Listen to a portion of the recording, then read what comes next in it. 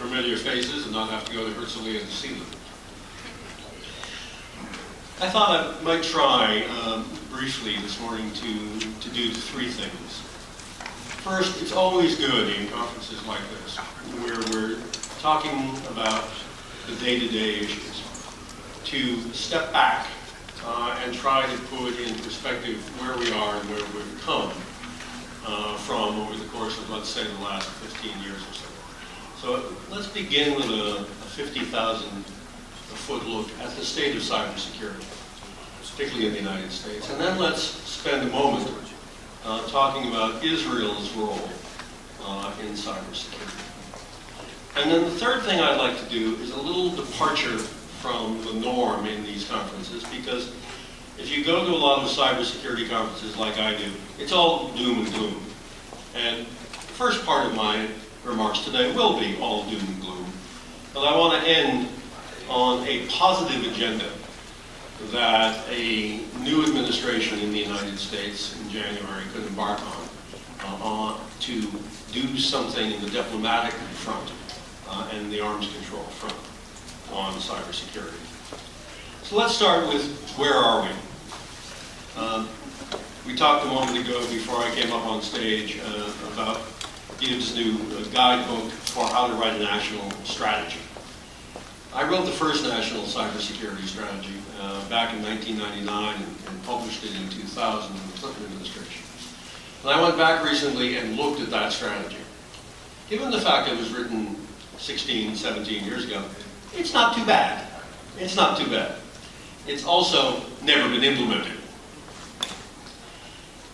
Instead, we have a condition in the United States in cybersecurity that has actually gotten far worse than it was when I wrote that strategy 17 years ago.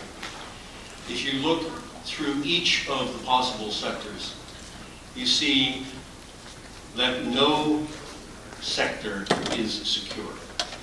Look at the federal government. The strategy I wrote 17 years ago and Bill Clinton signed said the federal government should be a model for cybersecurity. It is.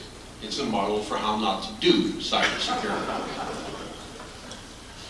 It's not just the State Department. It's not just the State Department. It's not just OPM. It's every agency of government.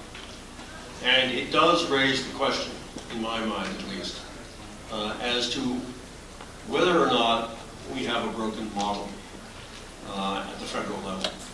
We're assuming that all federal agencies, even tiny little ones like OPM, can defend themselves against nation-state attacks.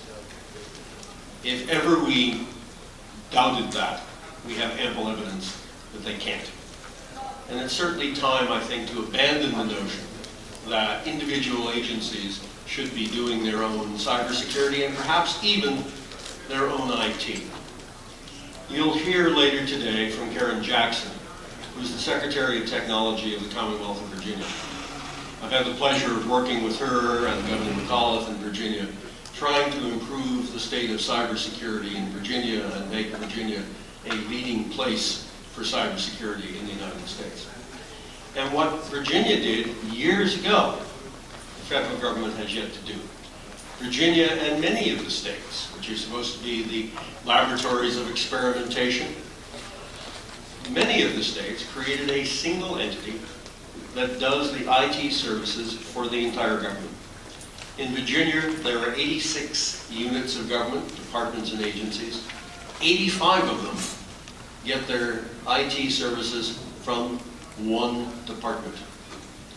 It's a hell of a lot easier to secure a system and to find the people necessary to do that, as well as the technologies to do that, when you have centralized the process.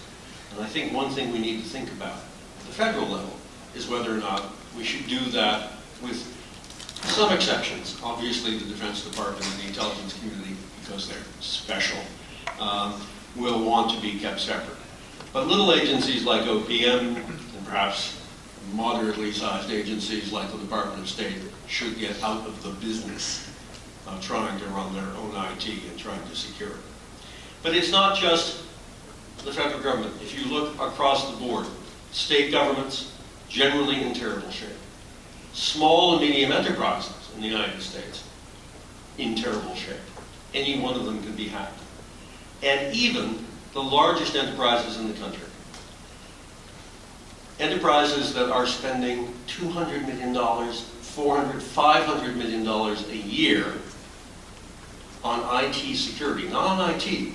$500 million a year the major banks are spending on IT security, and they regularly have cybersecurity attacks that are successful. I think this tells us that at every level throughout the United States, things have gotten worse since 2000 when we came out with that first strategy. Things have not improved, and they're about to get worse. We are going, according to the Gartner survey of the Internet of Things, from currently having 5 billion devices connected to the Internet to, within the next 5 years, according to Gartner, having 50 billion. 10 times more devices connected to the Internet in 5 years. And that is penetrating into every sector. Building controls, medical devices, cars, trains, everything we touch all day long are our worst nightmare, because all of that is being done, all of that is being rushed to market without security built in. We are embracing the Internet of Things, and we are not securing it. All that means is that we are increasing the attack surface, and we are increasing our vulnerabilities as an economy and as a society. And you might rightly ask, why is that happening? One reason that's happening, and the last aspect of where we are today that I want to talk about, is workforce development. It's happening because the people who are writing the software and who are developing the hardware for the Internet of Things haven't the vaguest idea how to secure it.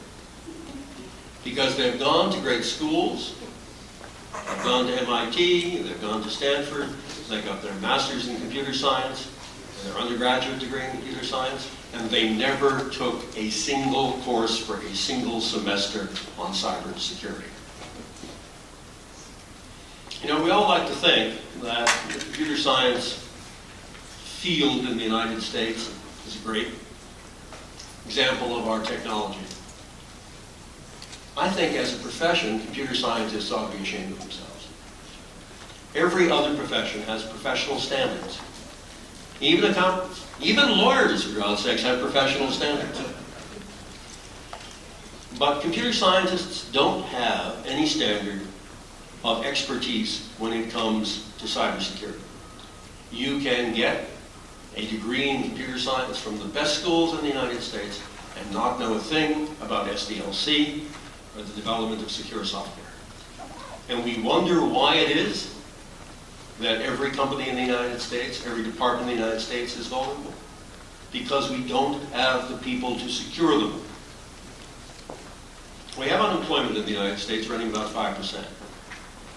But we have over 120,000 job openings in the United States. Empty jobs, jobs being advertised in the field of cybersecurity. In Virginia alone, as Karen Jackson will tell you at noon, when she speaks, we have 17,000 job openings. Across the river from here, 5 minutes from here, in the Commonwealth of Virginia, there are 17,000 jobs today that are going wanting in the field of cybersecurity because no one has the qualifications to take them. And if you graduate from the University of Virginia or George Mason University or James Madison, some of the great schools there, and you do have a concentration in computer security, you can walk into a job the week after you graduate. They're graduating this week, I think, so next week they could walk into a job anywhere in Virginia and earn a starting salary of $85,000. Not bad. Not bad for the first day out of college. But we're not turning enough of them out.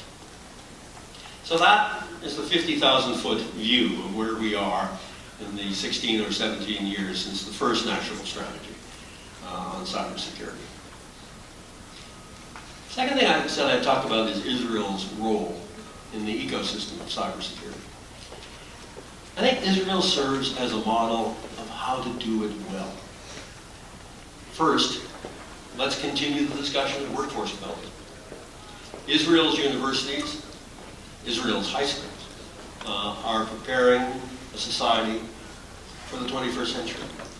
They are preparing people who are technologically capable, and they are preparing people with specialties in cybersecurity.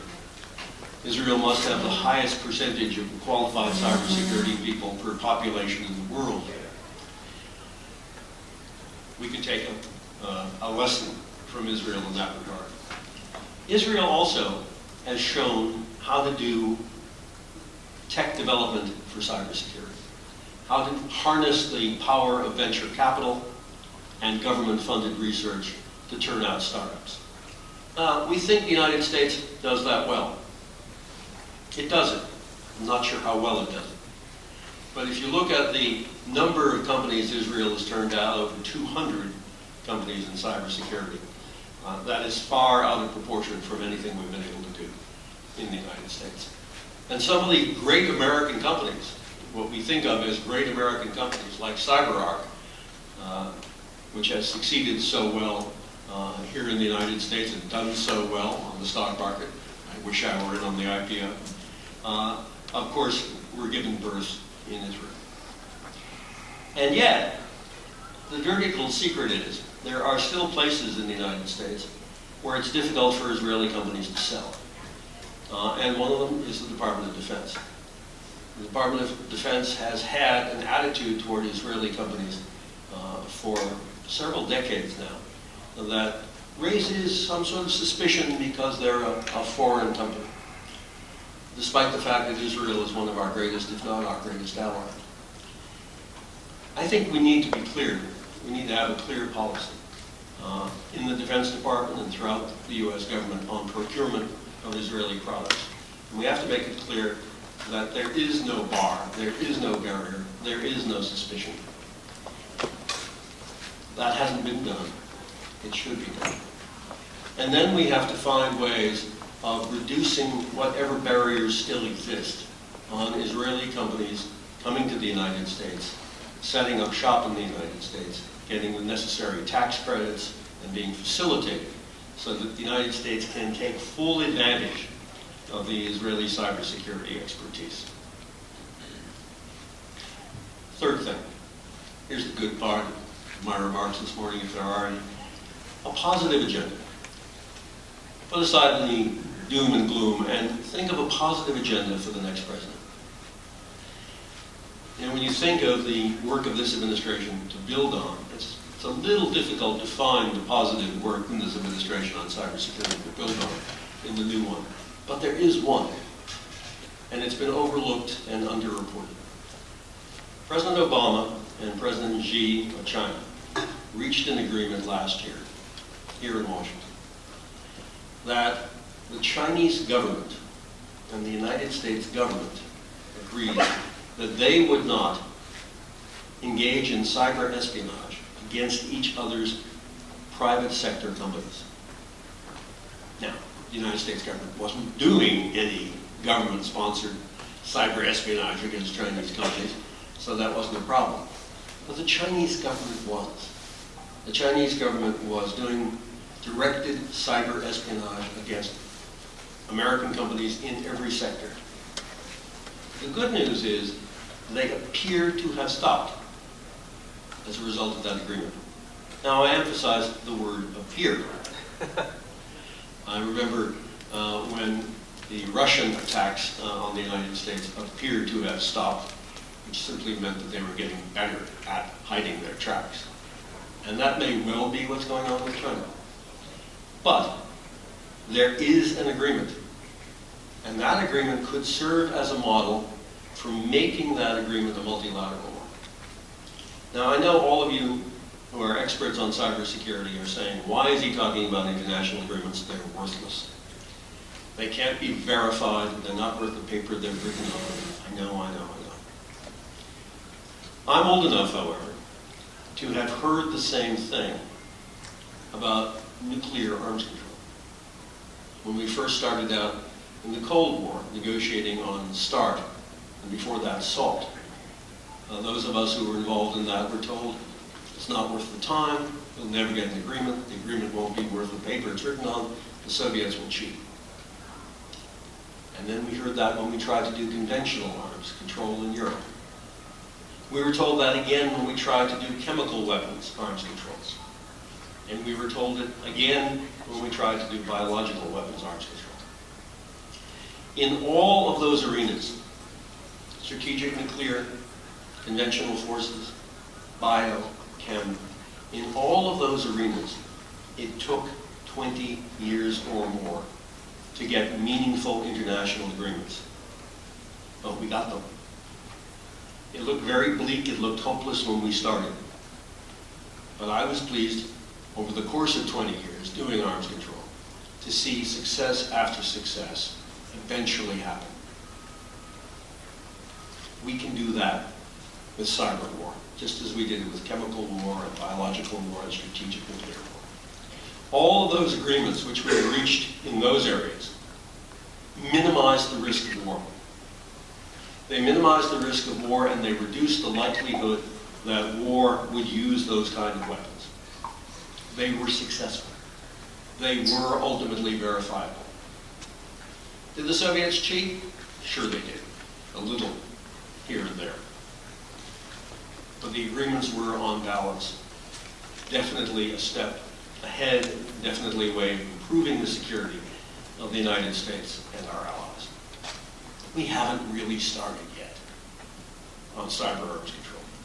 We have the Budapest Convention, which is nice, but it has no teeth. It needs to have teeth. It needs to have the ability to issue sanctions on countries that are scofflaws. And we need to build on that Obama-Xi agreement. So what I'd like to see in January, when the new administration comes in, is a new attempt, perhaps actually a first attempt, not just to do cyber war, but to do cyber peace. And all of you cynics out there, stop shaking your heads. Thank you. We have a few minutes here to hear your comments and refutations and questions. Questions are the best part. Gabe, why don't we start with you? Yes, thank you. I have to take one because I was listening to your earlier remarks about the centralized advantage of having centralized IT operations. And when we wrote the guidelines for strategy in IMSS, we evaluated that. And you know, as an old soldier, you always tell your company just to be scattered because one shell will kill us all if we are all together. So this analogy in cyberspace means that if something happens, if someone manages to penetrate your centralized system, then you're completely dead, you have no redundancy. So this is a balance you have to somehow see. I would like to know what's your vision on that, because sometimes a bit chaotic systems are more defense than centralized. Centralized management and centralized administration doesn't mean centralized network. What I'm talking about is a centralized bureaucratic structure. I believe in diversification of networks. I would have several different networks operating, but I would have one government agency doing it for most of the civilian agencies. No, I agree with you. You don't want to have a single network or a single cloud, but I think you do want to have a single organization, recruiting people, training people, setting standards, doing procurement. Yes, sir. Up in front here. Good. No, let me go in the back first. Good morning. My question has to do along the lines of cyber as it applies to social engineering, reverse engineering, and the social networking aspect of where things are going, obviously progressively, knowing that what you already are aware of, but what your opinions into the next phase within that realm that seems to be going out of control. You're talking about social engineering to get into networks? In any area of hacking or cyber, any thoughts you may have? No, I think what all that is really about is authentication. And it is obscene to me that most companies and most government organizations today still have authentication mechanisms that are susceptible to social engineering. We have made some progress. We have the FIDO Alliance now for authentication. But when my consulting clients ask, what are the best things that we can do to secure our network? I say two things: encrypt everything and pair that encryption with rock-solid authentication. Because you can encrypt everything, but if somebody can get in and assume your identity through social engineering or otherwise, the fact that things are encrypted doesn't help. So I mentioned CyberArk. That's a great example of privileged access management. And yet, if you go into most American companies today, and certainly in the American government agencies, you don't have a privileged access management system running. You don't have multi-factor authentication that's rock solid. As part of the OPM hack, my fingerprints and a lot of other fingerprints were taken. So you begin to wonder about how solid even is biometric authentication when your fingerprints are already sitting in Beijing. Multi-factor authentication that's constantly changing and that has a privileged access management system monitoring activity seems to be the absolute sine qua non for having a secure network. And if you do that, social engineering hopefully won't be able to get you in. Sir. In your book, you recommended that a national debate be held on cybersecurity, similar to how we evolved our nuclear arms control strategy. As an observer, why do you think that national debate has not started? I think the national debate that we had in the 1960s and 1970s about strategic nuclear policy was sponsored in part by the government. And I think the government has shied away from doing that since about 2002. In 2002, the George W. Bush administration held 10 town halls, White House town halls, around the country. In Boston, in Philadelphia, in Denver, in San Francisco, San Antonio, Georgia, throughout the country, White House-sponsored events to bring in, and they were well organized, to bring in the community, the local community experts, both cybersecurity experts and the people from the various sectors that rely upon cyber networks. We haven't had anything like that since.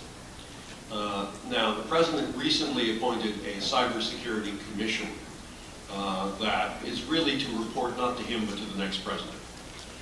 It's going to complete its work, I think, in November or December.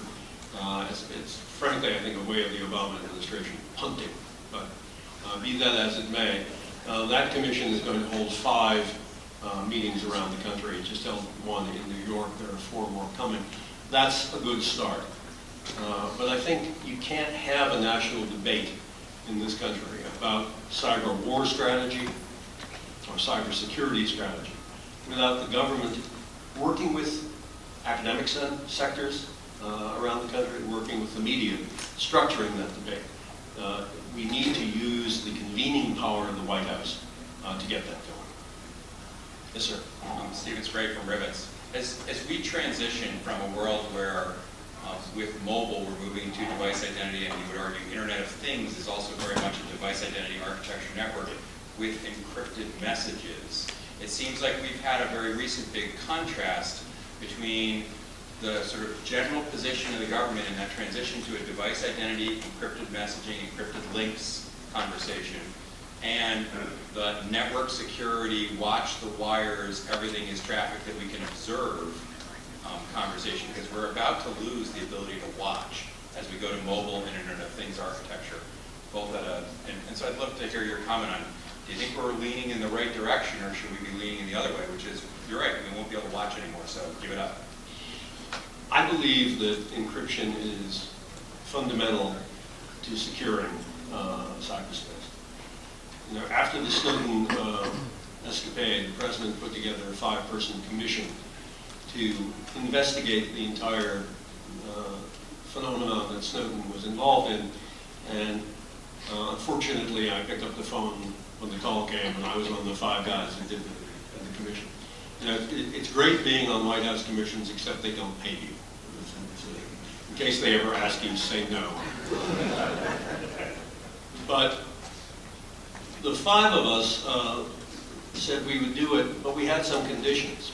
And the White House staff was sort of surprised by that. They thought, oh, you know, it's a great honor to be asked to be on the presidential commission. You don't come back and say, yeah, I'll do it, but I have some conditions. But we did. And one of those conditions was that everything we wrote for the president would be public. And so you can go and get the results of our work. There are 46 recommendations. I think about 39 of them have been implemented to a large degree. One of them that I will claim authorship for, but all of us signed up to, was on encryption. And it said the United States government should do nothing to undermine encryption, and in fact should encourage the widespread adoption of encryption of data in transit and data at rest. The President accepted that recommendation. That's one in the 39 category, which may explain why, when the FBI asked the White House to support legislation to put a backdoor in encryption, the White House said no. I think it's important when you see the FBI director running around town with his hair on fire saying the world is going dark and we should have backdoors. It's important to realize that the White House does not support that, has not supported that legislation. And when you hear him say the world is going dark, take a moment and go online to the Harvard Kennedy School, Belfer Center, and their good report called Don't Panic. That report, better than any other I've seen, lays out the fact that far from going dark, law enforcement and intelligence agencies have a different problem. They have too much data. They have more data than they can analyze, even with the best artificial intelligence programs that exist today. They're not going dark, they're drowning in data. So I'm not one of those people who say we have to have a backdoor in encryption. I would far rather have traffic moving in an encrypted way. There are, as most of the people in this room know, other ways of dealing with that problem in terms of traffic analysis and other things that we can't talk about. It's not as bad as people think. It is a trade-off. It is a balancing act. It's balancing not security against privacy, but one form of security against another form of security. And when people say, oh, you're giving up security against terrorism in order to have privacy, no. We're not giving up security against terrorism. There are other ways of doing that. The trade-off is not against privacy. The trade-off is against cybersecurity, which in many ways is a bigger problem for the United States today with terrorism. Thanks very much, and enjoy the day.